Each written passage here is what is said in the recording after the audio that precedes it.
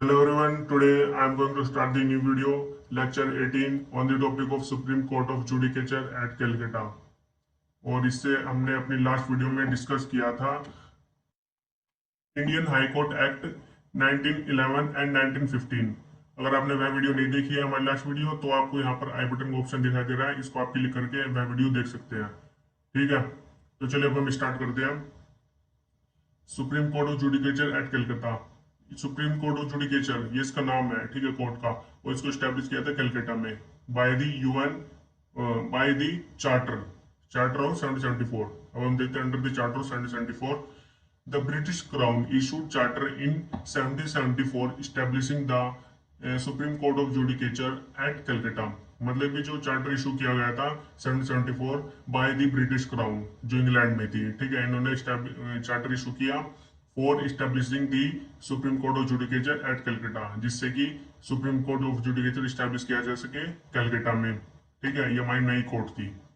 It resulted in abolition of mayor's court of Calcutta. हमने अपनी mayor court पर भी एक वीडियो बनाई है, अगर आपने नहीं देखा तो आप उसको देख सकते हैं। ये mayor court under the charter of 1774 इसको एबोलिश कर दिया गया था इसमें 1774 के चार्टर में। ठीक है, अगर आपको मेयर कोर्ट की भी वीडियो देखनी है तो आप यहाँ पर आपको आई बटन ऑप्शन दिखाई दे रहा है, इसको भी आप क्लिक करके देख सकते हैं। ठीक है, आगे चलते हैं हम इसके। अब कंपोजिशन ऑफ सुप्रीम कोर्ट, मतलब कि जो ये चार्टर आया था, चार्टर आने के कुछ दिनों, मतलब कि चार्टर इशू होते ही मतलब कि कुछ कॉम्पोजिशन सुप्रीम कोर्ट में किसकी कॉम्पोजिशन क्या थी। ठीक है, इसका भी तो कॉम्पोजिशन बना था, इसके अंदर कितने मेंबर होने चाहिए। ठीक है, इस वजह से चार्टर में ही इशू कर दिया गया था। इसकी कंपोजिशन थी, इसमें एक चीफ जस्टिस होता था और 3 इंफीरियर जजेस होते थे। ठीक है, जो under the chief justice work करते थे, अपॉइंटेड बाय द क्राउन, जो क्राउन ही अपॉइंट करती थी इन जजेस को। ठीक है, ये कंपोजिशन था सुप्रीम कोर्ट का। और जो जजेस थे इनकी क्वालिफिकेशन क्या थी?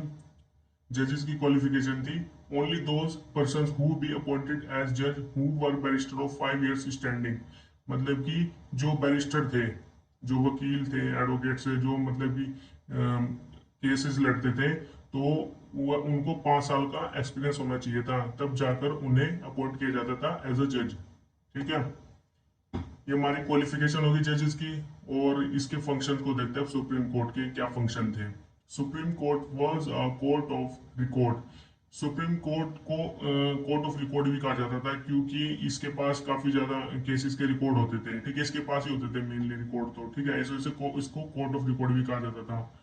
ठीक है, it have to give jurisdiction over civil, criminal, admiralty and ecclesiastical cases. इसके पास जुरिस्डिक्शन थी केसेस को हैंडल करने की।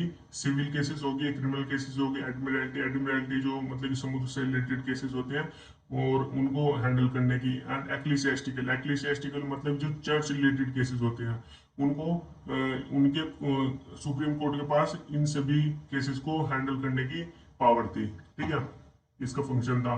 It was empowered to administer justice according to the principle of equity and good conscience। मतलब कि जो सुप्रीम कोर्ट थी इसको मतलब कि ये इसको ये पावर दे दी गई थी, मतलब इसको इसकी यह ड्यूटी थी कि यह जो भी डिसीजन दे अपने जस्टिस को प्रोवाइड करे तो वो इक्विटी बेसिस पर और गुड कंसाइंस के बेसिस पर और प्रिंसिपल ऑफ इक्विटी के बेसिस पर ये अपना जस्टिस प्रोवाइड करे।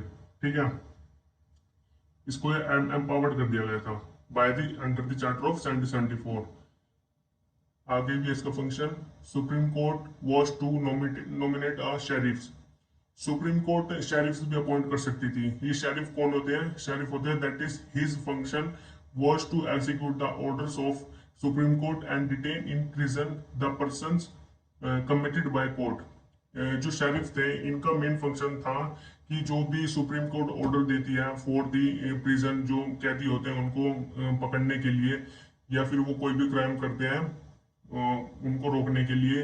ठीक है, तो इस शेरिफ्स की ड्यूटी होती थी कि वह उनको पकड़कर कारावास में मतलब कि जेल में बंद कर सके। ठीक है, उनकी ये शेरिफ्स की ड्यूटी होती थी, इसलिए इनको सुप्रीम कोर्ट के द्वारा नॉमिनेट किया जाता था, नॉमिनेट किया जाता था इनको। ठीक है, अपॉइंट नहीं, नॉमिनेट मतलब कि चुना जाता था।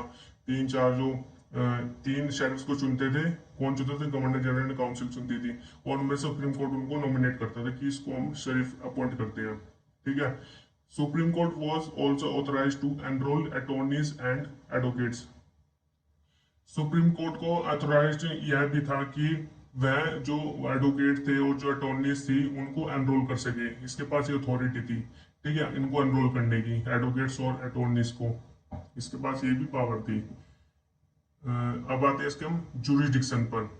जुरिडिक्शन, सिविल जुरिडिक्शन, इसका फर्स्ट है सिविल जुरिडिक्शन। इसकी क्या जुरिडिक्शन थी सुप्रीम कोर्ट की? The court was conferred original jurisdiction in civil cases which extended to East India company, majesty. Majesty हमने पहले भी अपनी लास्ट वीडियो में बताया था, मैंने मैजेस्टी जिक्र हुआ था वहां पर। मैजेस्टी क्राउन को ही कहते हैं, ठीक है, ये जो कि इंग्लैंड में थी क्राउन, ठीक है। British subjects residing in Bengal, Bihar and Odisha, any other person who is directly or indirectly comes under the service of company in emirates of Bengal, Bihar and Odisha. देखिए, इसमें ये कहा गया है सिविल जुरिडिक्शन के अंदर कि जो ओरिजिनल जुरिडिक्शन थी इन सिविल केसेस, वो किन किन में थी, मतलब कि सुप्रीम कोर्ट को किस किस में थी? ईस्ट इंडिया कंपनी में, मैजेस्टीज में, ठीक है। ब्रिटिश सब्जेक्ट जो जो रिसाइडिंग थे, मतलब कि जो ब्रिटिश सर थे बंगाल, बिहार एंड उड़ीसा में, उनके ऊपर इस ओरिजिनल जुरिडिक्शन थी ओनली सिर्फ सिविल केसेस में।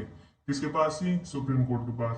Any other person who is directly or indirectly comes under the service of company, जो मतलब कि इनडायरेक्टली और डायरेक्टली सर्विस करता था कंपनी की जो पर्सन, उसके ऊपर भी मतलब कि ओरिजिनल जुडिशन अप्लाई होती है, कन्फर्ड कर आती है, ठीक है, बाय द सुप्रीम कोर्ट।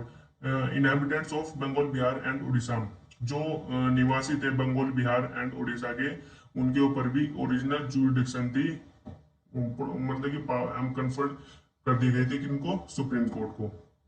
तो ये हमारा सिविल जुरिडिक्शन हो गया। अब हमारा आता है सेकंड, क्रिमिनल जुरिडिक्शन। क्रिमिनल में ये कहा गया है कि supreme court appointed the grand jury and petty jury for trial of criminal cases of British subjects.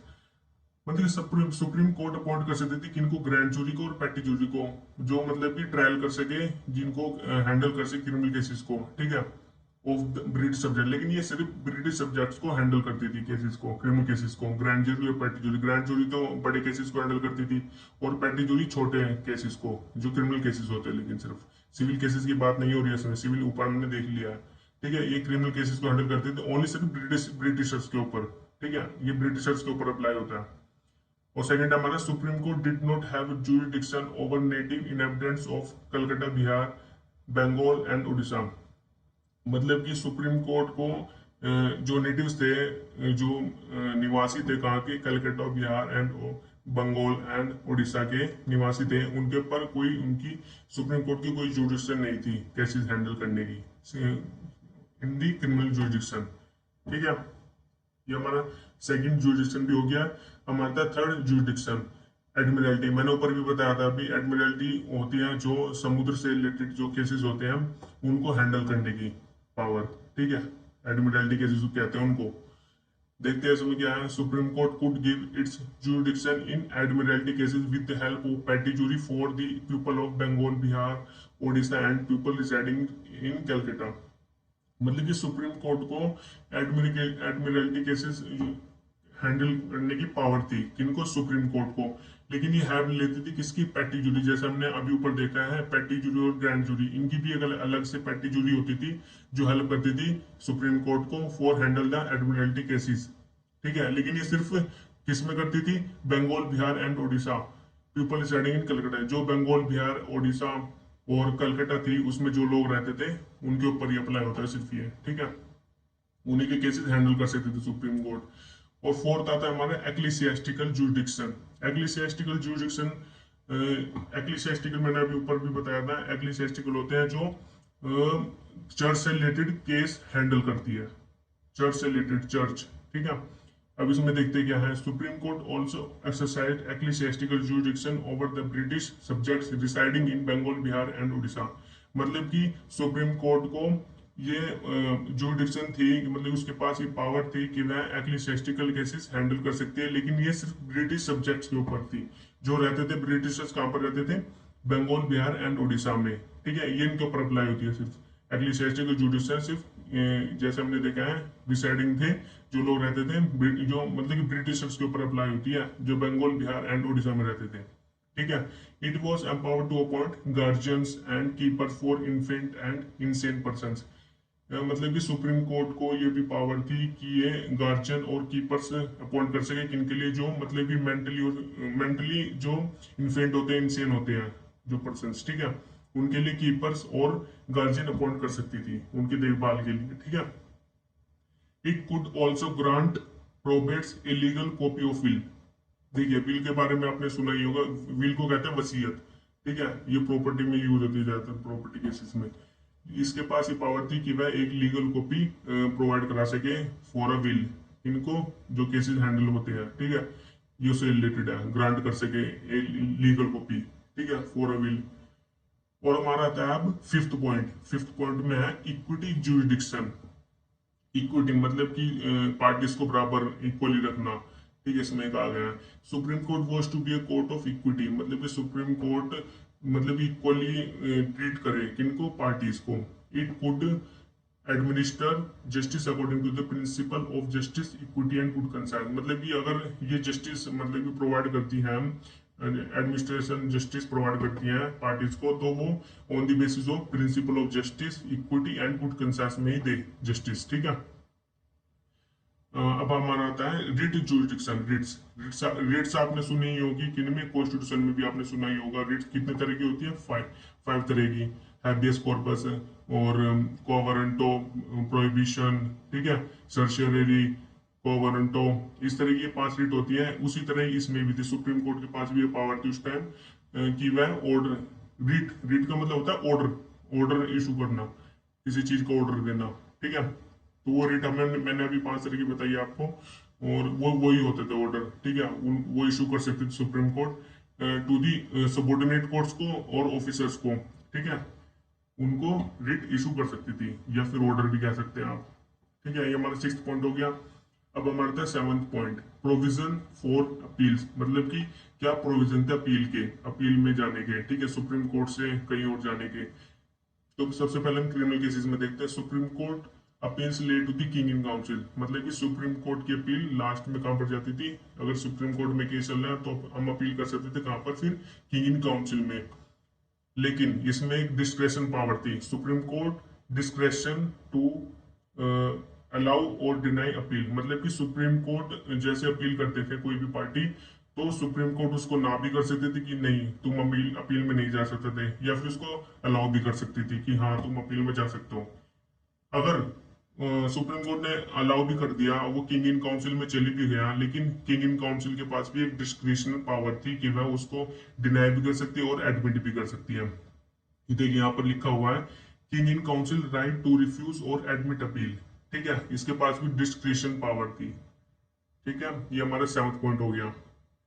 7th point, इसमें एक और आता पॉइंट, इन सिविल केसेस, ये हमने क्रिमिनल केसेस में देखा, और अब हम आते हैं सिविल केसेस में। In civil cases supreme court appeals lay to the king in council if the case value exceeding 1000 rupees within 6 month.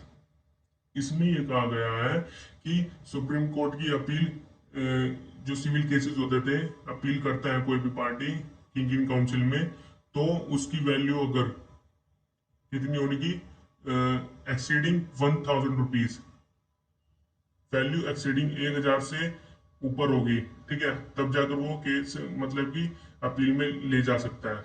लेकिन उसको विद इन 6 मंथ उसको अपील करनी होगी, विद इन 6 मंथ। फिर उसके पास अगर वो विद इन 6 मंथ के बाद करता है, 6 मंथ के अंदर नहीं करता है, तो उसकी अपील का राइट वो खो सकता है, ठीक है। तो ये हमारा हो गया 7th पॉइंट।